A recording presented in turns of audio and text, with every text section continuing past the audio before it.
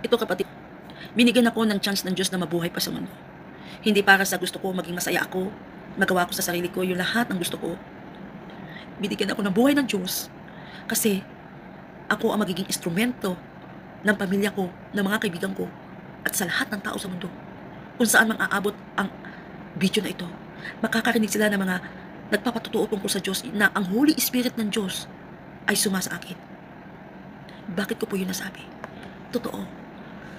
Unang-una, nung lumapit ako sa Panginoon, ang daming pagsubok. Salamat sa Diyos, naging matatag ako. Hindi ako nagpakatiwakal sa buhay ko, hindi ako nagbisyo. Hindi ko sinira ang buhay ko. Hindi ako naging masamang babae. At iniwasan ko yung mga salitang walang kabuluhan. Hindi ko sinasabi sa inyo na perfect ako. Pero pinapatunayan ko lang po sa inyo, ang pagtanggap ko sa Panginoon Jesus ay taos-puso po. Taos-puso po na tinanggap ko siya bilang tagapagligtas ng buhay ko. Kasi po, ang isip ko, hindi po nakatuon sa mga kamundong gawain. Hindi po ang pagyaman. Hindi po ang mga karanyaan sa sarili ko. Walang kabuluhan para sa akin yan.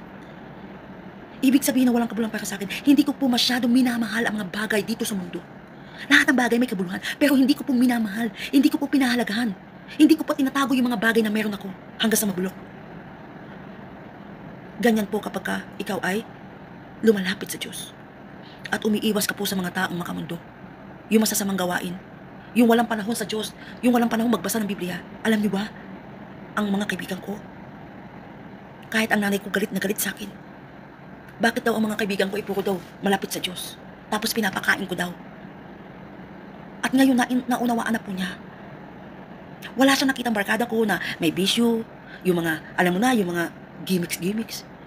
Karamihan sa mga barkada ko po, kahit ano pang mga ngaral patungkol sa Diyos, kinakaibigan ko yan. Hanapin ninyo ang Diyos sa buhay nyo at masusumpungan nyo.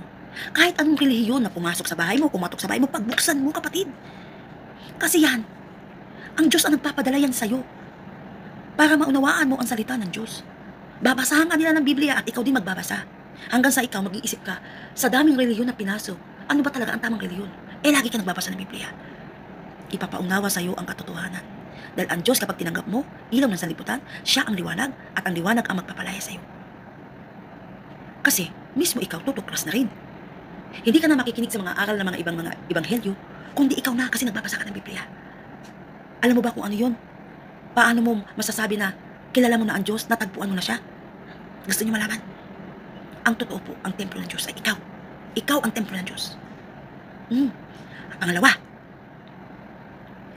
yung mga nangangaral tungkol sa Biblia patungkol sa Diyos. Tandaan nyo ha? Mga ngaral, binabasa po ang Biblia at nagsasabi na huwag kang sumamba sa Diyos-Diyosan. Yun na yun! Yun! Yun ang kinalugdan ng banal na espiritu na ikaliligtas ng kaluluwa mo. God bless you, kapatid. I-share mo itong video na to. Kung mahal mo ang pamilya mo, mga kaibigan mo, i-share mo itong video na to. 100% ang kaluluwa mo ay maliligtas sa araw ng paghukom. Magkita-kita po tayo sa langit.